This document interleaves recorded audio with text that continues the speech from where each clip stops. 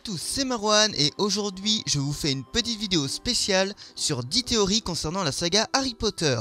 Pour ceux qui ne le savent pas, de nombreux fans ont établi beaucoup de théories plus ou moins loufoques, dont certaines ont été confirmées par J.K. Rowling en personne. Sans plus attendre, voici la première théorie.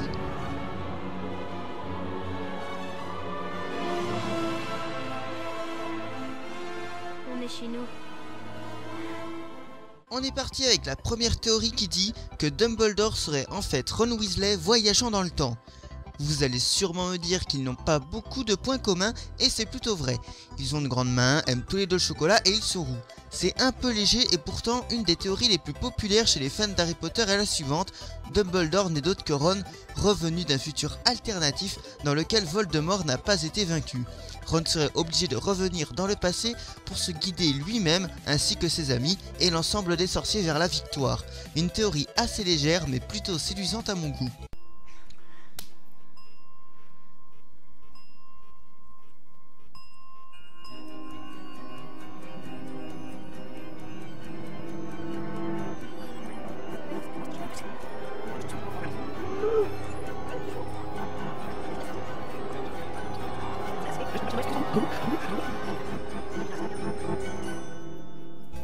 On passe maintenant à la deuxième théorie qui dit que Draco Malfoy serait en fait un loup-garou. Drago c'est un petit merdeux, ça on le savait déjà, mais un loup-garou on était loin d'y penser. Tous les vrais fans de la saga le savent, Drago évolue énormément au fil des tomes et le petit con prétentieux du début laisse place à un mec torturé, mal dans sa peau, assumant mal son rôle de soldat de Voldemort. Mais est-on bien sûr que ce soit ça qui le dérange? Et si son vrai souci, c'est qu'il devait gérer son handicap? Oui, Drago est un loup-garou et il y a une explication à ça. Voldemort a pour habitude de punir les mange-morts qui l'ont déçu ou trahi en faisant mordre leur progéniture par son pote loup-garou Fenrir. Et on peut dire qu'en termes de déception, Lucius Malfoy se pose là. Et voilà, soudain, tout a un sens.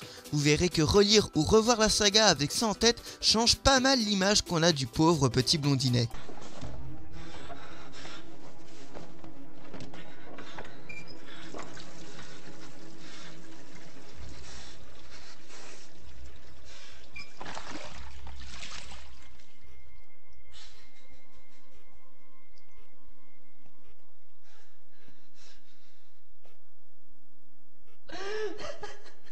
Théorie numéro 3. Ginny aurait refilé un filtre d'amour à Harry. Si Ginny a toujours eu un faible pour le sorcier lunette, l'inverse n'est pas forcément vrai et ce n'est que dans Le Prince de Sang Mêlé qu'il semble la remarquer. C'est vrai que ce genre de choses arrive, mais on aurait pu s'attendre à quelque chose d'un peu plus subtil qu'un coup de foudre tombé du ciel, à un mariage, et allez viens on va faire des petits roux.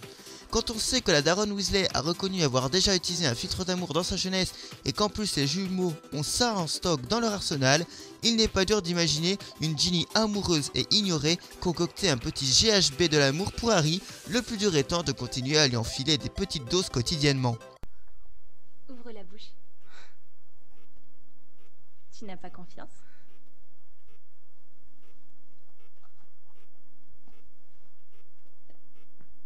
C'est bon. On passe maintenant à la théorie numéro 4 qui dit qu'Harry pourrait être immortel depuis qu'il a tué Voldemort. Seul Harry peut tuer Voldemort, seul Voldemort peut tuer Harry, c'est en tout cas ce qui se dit dans la prophétie. Normal puisqu'ils sont liés par un lien mystique et très costaud. Sauf que certains fans ont lu la prophétie autrement. Et si elle disait qu'en fait, Voldemort était la seule et unique personne à pouvoir tuer Harry et que les autres en seraient incapables et qu'Harry serait donc immortel. Potter serait donc coincé dans ce monde après avoir tué Voldemort, une idée qui fait un peu froid dans le dos.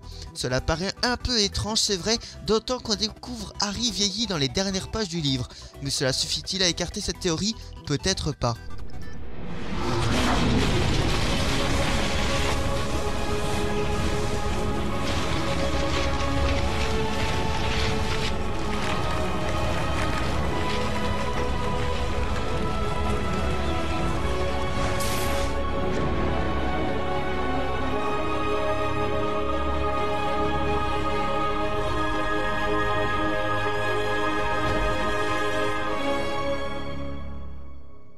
Théorie numéro 5, Poudlard ne serait que le fruit de l'imagination débordante d'Harry.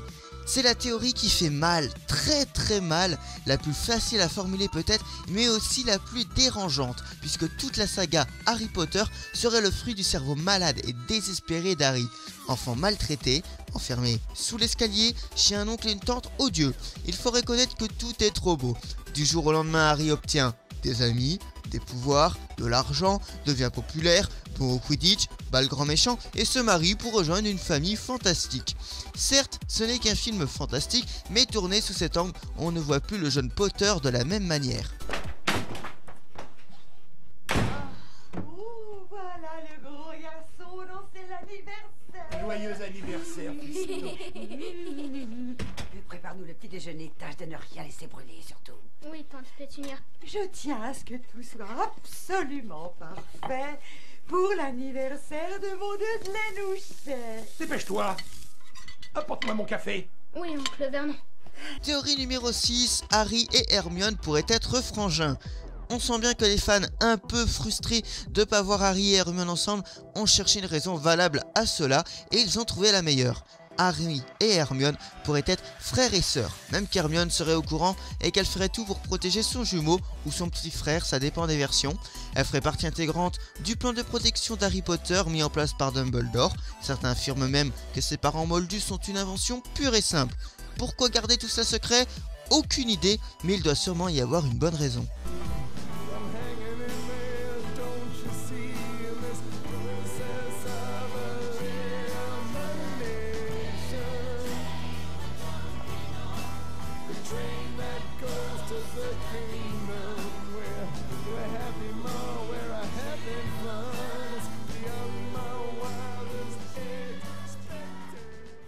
On passe maintenant à la théorie numéro 7 qui dit que si Neville est si mauvais, ce serait sûrement à cause de sa baguette.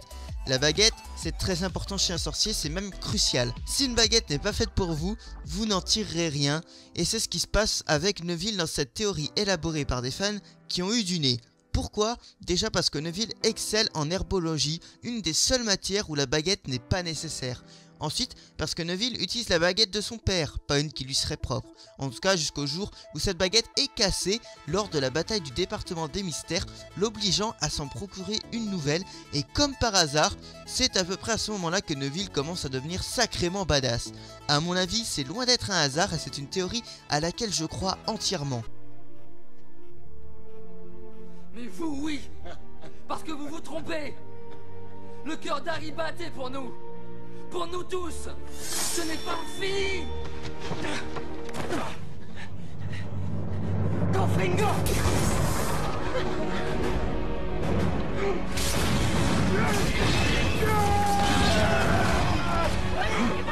Théorie numéro 8, le chat d'Hermione pourrait être Regulus Black. Ok, cette théorie est plutôt amusante mais pas bien folichonne. Un des principaux arguments des partisans de cette théorie serait qu'on n'a jamais vu le chat et le frère de Sirius ensemble dans la même pièce. Ok, ça je suis d'accord. Mais attendez, il y a mieux. Les noms dans Harry Potter ne sont pas choisis au hasard. Remus Lupin, lui, est un loup, tandis que Sirius se transforme en chien. Et pour ceux qui ne le savent pas, Sirius est une étoile de la constellation du Grand Chien, et Regulus est également une étoile de la constellation, mais du Lion cette fois-ci. Est-ce que ça serait si fou que Regulus ait mis en place sa mort pour fuir Voldemort après l'avoir trahi et passer son temps en chat, tranquille, à dormir 20 heures par jour? Non, pas si fou que ça si on y pense bien. Je te préviens, Hermione. Empêche cette sale bête de s'approcher de Croutard ou j'en fais une descente de lit. C'est un chat, Ronald. Qu'est-ce que tu crois? C'est sa nature. Un chat? On t'a dit que c'en était un. Pour moi, ça ressemble plus à un porc avec des poils. C'est le propriétaire de cette vieille brosse à chaussures puantes qui dit ça. C'est rien, patron. Ne fais pas attention aux méchants garçons. Théorie numéro 9, les Moldus auraient remporté une guerre contre les sorciers il y a de cela plusieurs années.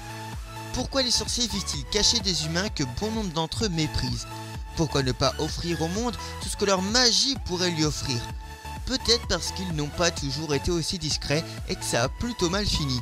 Une théorie intéressante voudrait que les sorciers soient en fait placés sous le joug des Moldus par le biais de ce ministère de la magie complètement bureaucratique et totalitaire, contrôlant la moindre petite utilisation de la magie.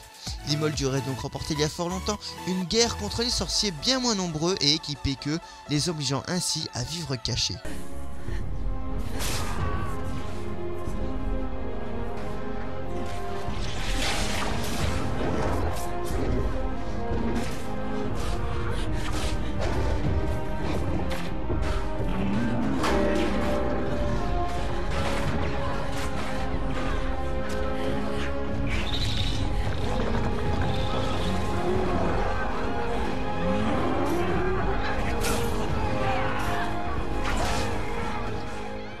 passe maintenant à la théorie numéro 10, la dernière, ce qui se cache derrière les reliques de la mort. Vous vous souvenez tous de l'histoire des reliques de la mort. La mort a offert à 3 frères 3 artefacts. La baguette de Suro aux frères désirant le pouvoir, la coque d'invisibilité aux frères désirant échapper à la mort, la pierre de résurrection aux frères désirant ramener son épouse décédée. Le premier frère se fera de nombreux ennemis à cause de cette baguette et se fera tuer. Le second verra sa compagne ressusciter, s'éloigner et se suicidera. Le dernier évitera la mort toute sa vie avant d'ôter sa cape une fois vieillard et de l'accueillir à bras ouverts. Ces destins ne vous rappellent personne? Voldemort meurt à cause du pouvoir et de son ambition totale et dévorante. Severus Rogue n'a vécu et n'est mort que par une chose, l'amour qu'il portait à Lily Potter. Enfin, Harry a affronté son destin, rencontrant même Dumbledore dans la mort pour lui parler comme à un vieil ami. Assez fou, non? Eh bien sachez pour ceux qui ne la croient pas que celle-ci a été confirmée par J.K. Rowling en personne. Elle a ajouté que Severus Rogue et Harry seraient même deux descendants très éloignés des frères originaux. Prépare-toi à mourir.